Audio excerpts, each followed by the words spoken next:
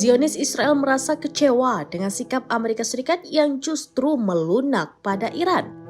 Zionis Israel pun dilaporkan akan menyerang Iran dengan kekuatan mereka sendiri seusai Amerika Serikat tak kunjung menggempur situs nuklir Teheran.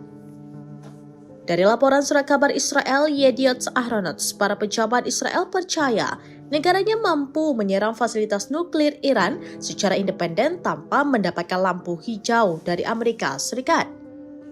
Dengan pembahasan damai Iran dan Amerika Serikat, Israel meyakini upaya Amerika Serikat menghentikan program nuklir Iran semakin sempit.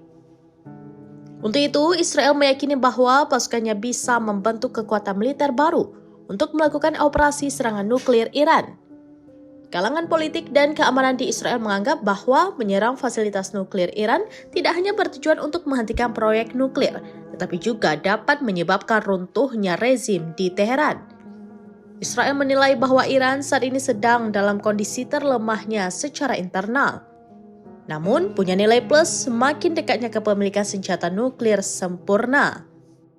Untuk itu, kini Israel dilaporkan sedang menyiapkan rencana melakukan serangan terhadap situs nuklir Iran, termasuk dengan serangan udara dan koordinasi bersama Komando Pusat Amerika Serikat di samping dukungan cyber dan intelijen.